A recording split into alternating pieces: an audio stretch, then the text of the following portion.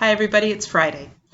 And so today I went out and checked on our churches and picked up the mail and did some photocopying of worship materials and newsletters so our fabulous volunteers can deliver those over the weekend to folks who don't have the internet. And I think we're starting to settle into a new routine during this safer at home period so that we can find a good rhythm for our lives. And one of the important parts of the rhythm of my life is to join you here with this time to read a book together so that we might use our imaginations during this time of social and preventative distancing. So today I have a book that has been mine for a very long time. And I have proof of that. The book is Just Me and My Dad by Mercer. It cost 95 cents for the whole book a very long time ago. And it's mine, I can tell you this, because it says so right there. In green crayon, this book belongs to Moira.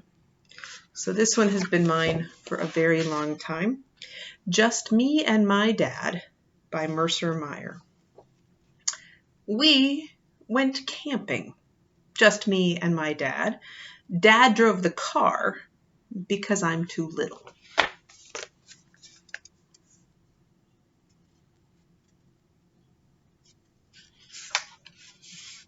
There's Dad driving the car.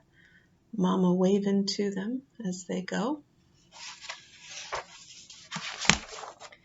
I picked the campsite, but someone was already living there, so I gave it back. There's a very grumpy badger living in the campsite that he picked, and this snake and a spider too. We found another campsite nearby. My dad was tired, so I pitched the tent.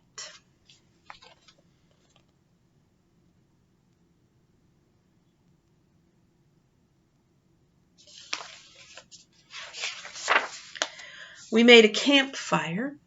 I found the wood and my dad lit the fire.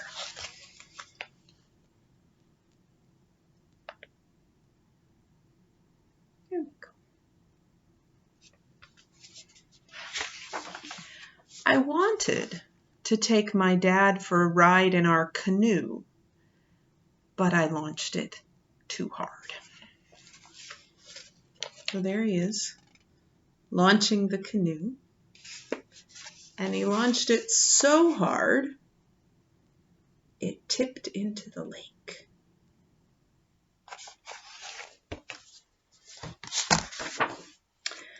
We went fishing instead.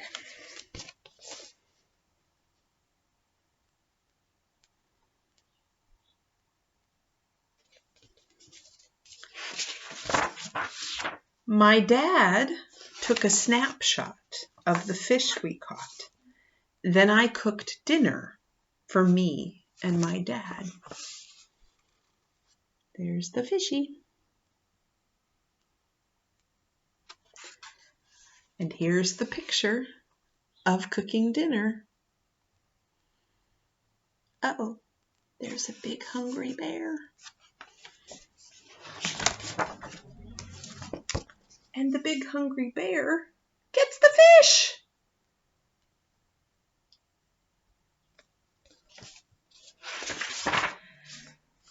We had eggs. After dinner, I told my dad a ghost story. Boy, did he get scared. There they are, eating their eggs because the bear stole the fish.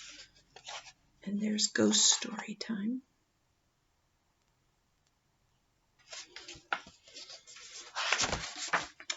I gave my dad a big hug. That made him feel better. Then we went to bed.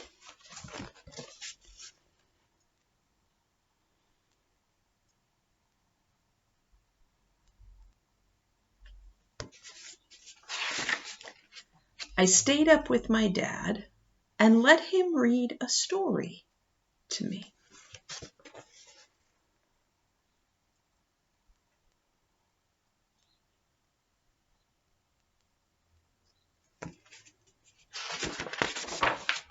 We slept in our tent all night long, just me and my dad.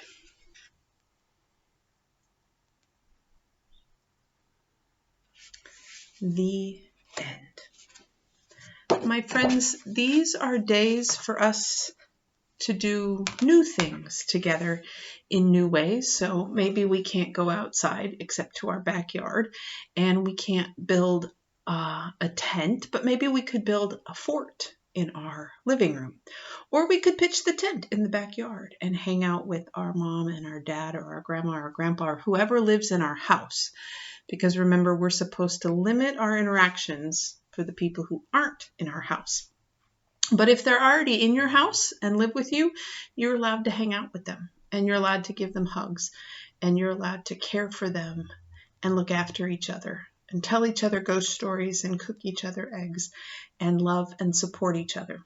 And you should pick up the phone and call the people you can't see and hug in person, or send them texts or emails, or color them a card or write them a note, or whatever it is you can do to stay connected in these days. That's going to be really, really important, because we have a lot of weeks ahead of us of this preventative distancing and safer at home.